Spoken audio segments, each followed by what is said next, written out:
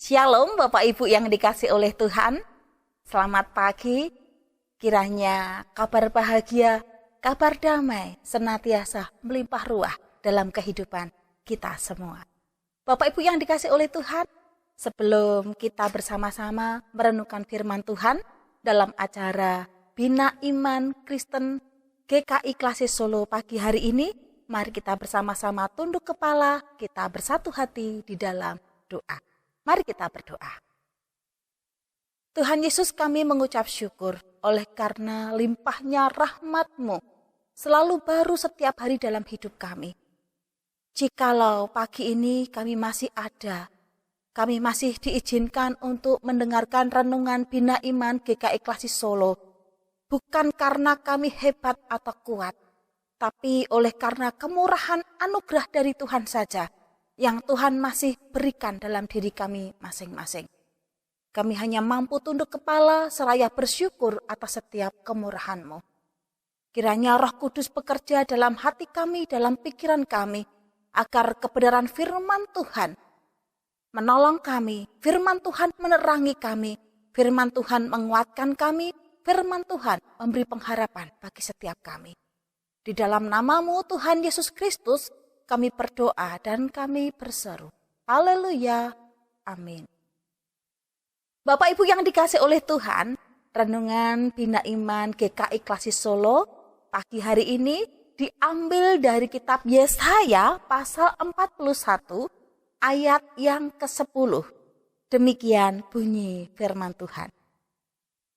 Janganlah takut, sebab aku menyertai engkau.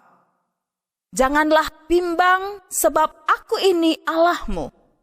Aku akan meneguhkan, bahkan akan menolong engkau.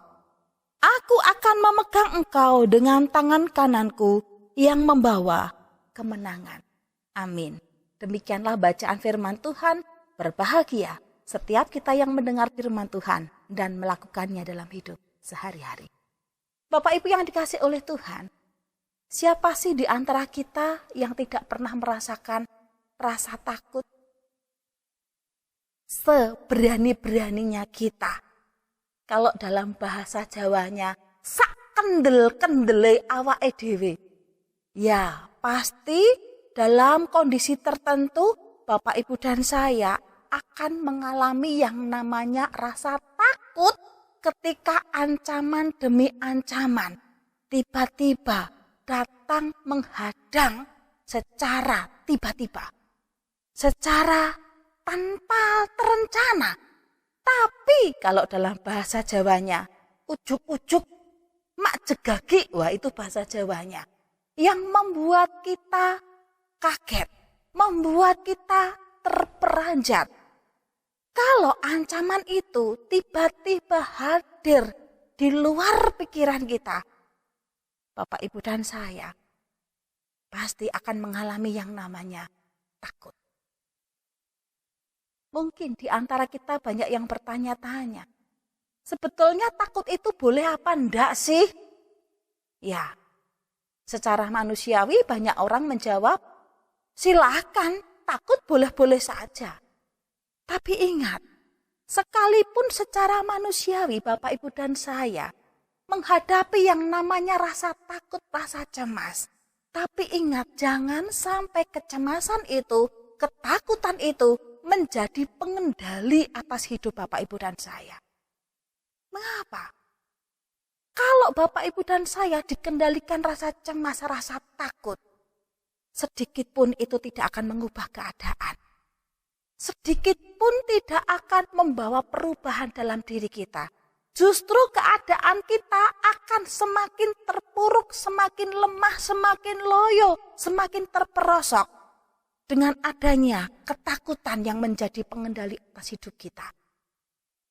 Ibu Bapak, firman Tuhan hari ini mengingatkan setiap kita, apapun atau situasi yang bagaimanapun, mungkin berita-berita yang tidak menyenangkan tiap hari kita dengar, kenyataan demi kenyataan yang kita lihat bisa meresahkan kita, atau mungkin kita sendiri sedang mengalami apa? Mengalami pergumulan berat. Mungkin kehilangan orang yang kita cintai, yang selama ini menopang kehidupan rumah tangga kita. Mungkin kesehatan kita terganggu, mungkin keuangan kita juga sama terganggu, mungkin batin kita sedang goncang.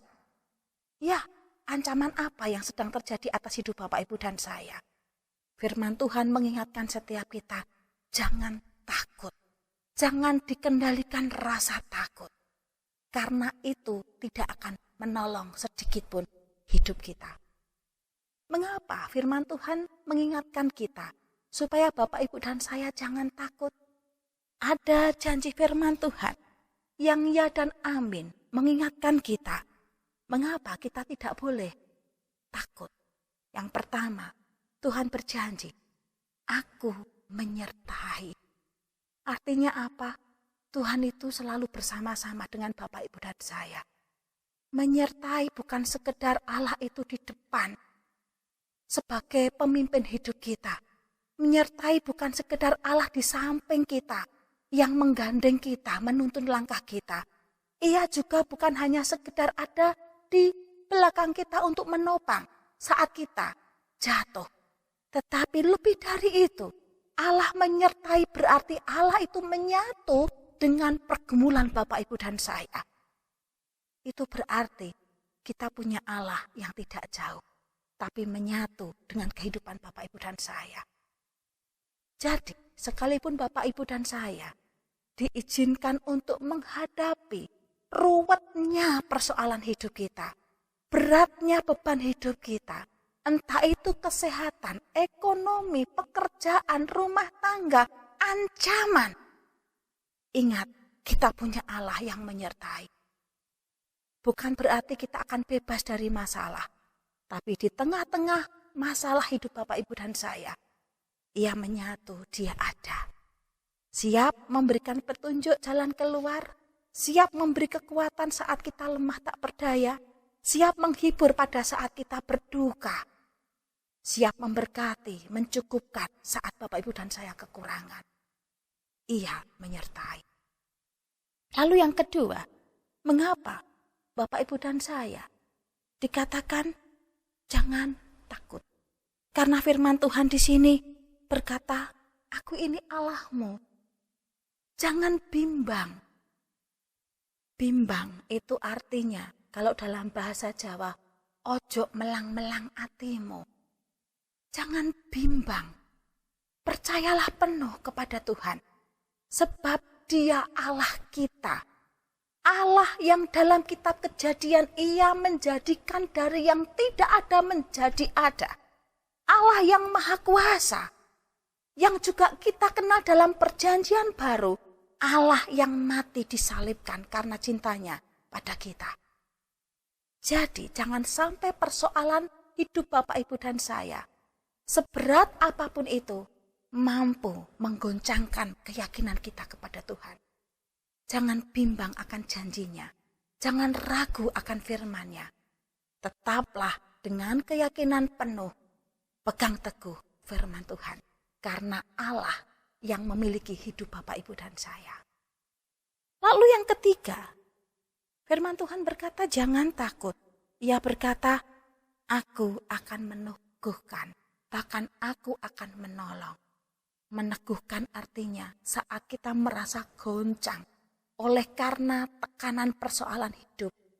Ketika Bapak, Ibu, dan saya diizinkan melewati perkara itu, justru akan membuat hidup Bapak, Ibu, dan saya semakin tegak berdiri. Karena ada tangan yang perkasa, yang tidak kelihatan oleh mata kita, sedang menopang Bapak, Ibu, dan saya. Sedang mengangkat kita untuk bangkit berdiri. Hingga kita kokoh di dalam Tuhan. Dan Ia berjanji, aku akan menolong. Ibu Bapak, warga kampung kami, beberapa hari yang lalu merasa mencekam keadaannya. Termasuk saya juga merasa demikian. Warga merasa kok tiba-tiba ya, kok makin menakutkan. Ketika apa kami mendengar berita seorang teman, seorang tetangga, seorang saudara yang tidak dijumpai ada gejala apapun. Memang teman, tetangga atau sahabat kami ini punya riwayat sakit asma, tapi tidak berat. Tiba-tiba ia dijumpai terbatuk-batuk, lalu sesak nafasnya. Dibawa ke rumah sakit. 3 hari kemudian seorang mbak yang umurnya masih muda, masih segar, masih kuat. Malam harinya ada berita bahwa Mbak Catur ini berpulang ke rumah Tuhan. Dari rumah sakit langsung dibawa ke pemakaman Kidang Wulung. Banyak orang bertanya-tanya, lah sakitnya apa toh? Apa COVID? Ya ada yang bertanya begitu. Tapi ada juga yang menjawab, wes toh pikiran dewe. Nek jenazah dari rumah sakit enggak dijujukan di rumah, langsung dibawa ke pemakaman. Berarti kan ada tanda tanya. Itu membuat warga masyarakat makin mencekam. Ibu bapak, siapapun di antara kita bisa menghadapi rupa-rupa persoalan. Hidup bagaikan lotre, undian, ya, ndak peduli yang tua dulu atau yang muda, yang penyakitan atau yang masih sehat. Siapa yang kena lotre ndak bisa endo, ndak bisa semoyo. Namun satu hal, apapun yang terjadi, ada Tuhan bersama dengan kita. Jangan takut, jangan goyah, karena Tuhan menyatu dengan persoalan kita. Bahkan yang terakhir ia berjanji, aku akan memegang engkau dengan tangan kananku yang membawa kemenangan. Artinya, apapun beban hidup Bapak, Ibu, dan saya, Tuhan berjanji menuntun kita sampai kita menang menghadapi persoalan hidup kita. Jadi, apapun keadaan hidup Bapak, Ibu, dan saya, entah sedang sehat atau sakit, sedang rugi atau untung, sedang susah atau sedang berbahagia, ingatlah ada Tuhan yang selalu bersama dengan Bapak Ibu. Tetap semangat, jaga kesehatan, tetap berbahagia. Karena bahagia adalah obat yang manjur bagi setiap luka. Amin. Tuhan memberkati. Mari kita berdoa. Tuhan Yesus, kami mengucap syukur karena kami punya Allah yang tak pernah meninggalkan kami. Kami punya Allah yang menyatu atas hidup kami. Saat ketakutan, Engkau tidak tinggal diam, tetapi firman-Mu, kasih-Mu, selalu menghangatkan kami, menghalau segala ketakutan kami. Ajar kami untuk berani menghadapi kenyataan hidup. Seberat apapun kenyataan hidup yang kami jalani, ada Tuhan yang menuntun kami. Kami berdoa bagi Bapak Ibu pendengar yang pagi ini mungkin sedang gundah gulana, sedang galau hatinya oleh karena sakit penyakit. Tuhan, kami berdoa, hadirkanlah damai sejahtera yang melimpah, berikanlah kekuatan baru, sembuhkan, pulihkanlah. Biarlah kehendak Tuhan yang terjadi atas kehidupan umat-Mu. Mungkin juga ada di antara kami yang sedang susah hatinya oleh karena berduka cita. Tuhan, kami mohon penghiburan Tuhan. Menyala-nyala, penghiburan Tuhan. Semakin Tuhan nyatakan. Yang sedang kekurangan, berkatilah ya Tuhan. Hanya di dalam nama-Mu Tuhan Yesus Kristus kami berdoa dan kami memohon. Amin.